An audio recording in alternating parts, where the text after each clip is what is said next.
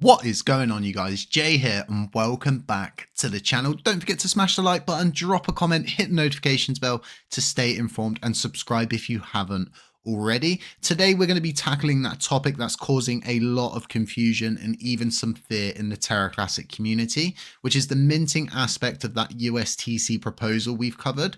I've seen a lot of discussions and concerns around the idea of minting new USTC, with people worried that that could lead to massive inflation or worse, a repeat of the crash. I feel inclined to get an explainer video out so I can break this all down in a clear fashion and try to clear the air, because there's a lot more to it than just minting more tokens. To understand why minting is being considered, we need to look at why it's part of the proposal in the first place. The goal of the USTC repeg is to restore its value to $1. Right now, USTC is far from that target, and bringing it back to parity requires a mechanism that balances supply and demand. One of the tools we have to achieve this is by using minting in a controlled and limited way to drive the repeg forward. Minting here isn't about endlessly printing new tokens. Instead, it's a tool that's carefully designed to handle temporary imbalances in the supply as the network works towards the repeg. Think of it as a way to adjust the supply in a small, strategic burst to stabilize and bring USTC back to its intended value. So here's when it gets very fearful for a lot of people when they hear the word minting. You immediately think it's going to lead to massive inflation, like printing money out of control, but that's not what's going to be happening here. In the repeg plan, minting is tightly controlled and tied directly to the state of the market. The idea is to mint only when absolutely necessary in response to market conditions and in small enough amounts that won't cause runaway inflation. This isn't a free-for-all where the supply of USTC gets flooded into the market. Instead, it's a carefully managed process that's used in specific situations to help achieve that stability we're actually seeking. Another important aspect to mention is that there's a strong argument in favor of capping the minting. This means setting a limit on how much can actually be minted at any given time. Capping minting gives the community peace of mind, knowing that there's a built-in safeguard to prevent any kind of excessive minting. If minting happens, it's only within a predefined, controlled range. It's based on actual market's need to stabilize the price. Think of it as adding guardrails, like if you were going bowling, for example, and you have those side rails popped up. Minting is only happening when it's needed, and it happens within a framework that protects the system from abuse. Let's address the elephant in the room, because I know everybody's thinking about it. Many of you are concerned that minting USTC could lead to a repeat of the Terra crash. It's important to remember that this isn't actually the same scenario. Back during the crash, there was an out of control spiral between Luna and USTC where the system couldn't keep up with the mass sell-offs, leading to a collapse. Mirror and Anchor Protocol were heavily involved in that circumstance.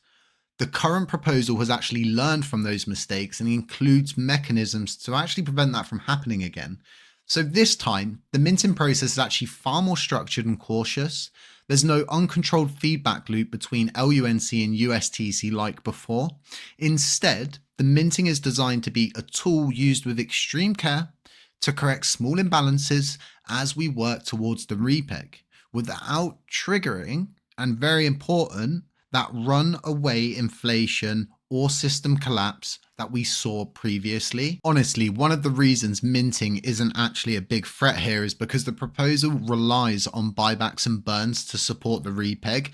Burning USTC reduces the supply when necessary, helping to balance out any inflation caused by minting.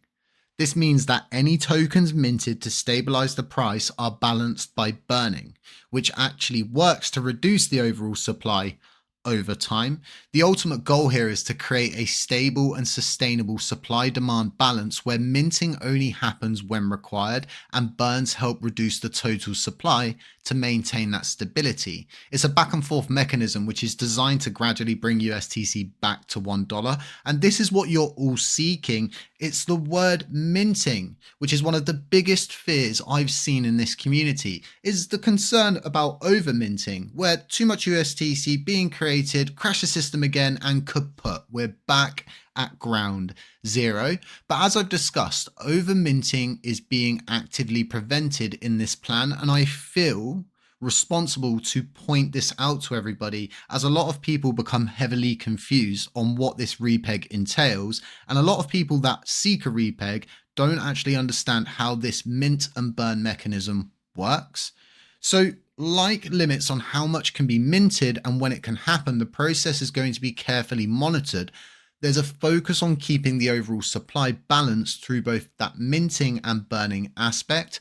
Plus, the development teams working on this are fully aware of the risks. They've built these protections to specifically avoid the issues that led to the crash. So while it is really good to be cautious here, guys, we need to trust that these lessons have been learned and the system is now much more robust if we are to actually go ahead with this repeg, because this is the biggest step. Right now, it seems everything has fallen into play. We've had a drastic hit on that USTC supply. We're going to see a further drastic hit on that USTC supply.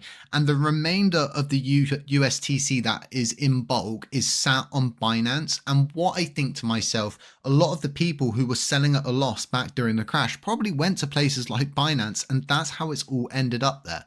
And people just trade it, but there's just not enough market orders to fill that kind of need that there seems to be on Binance with users and their love for USTC, which is a supposed dead asset. The key to making sure all this works, right? Community involvement.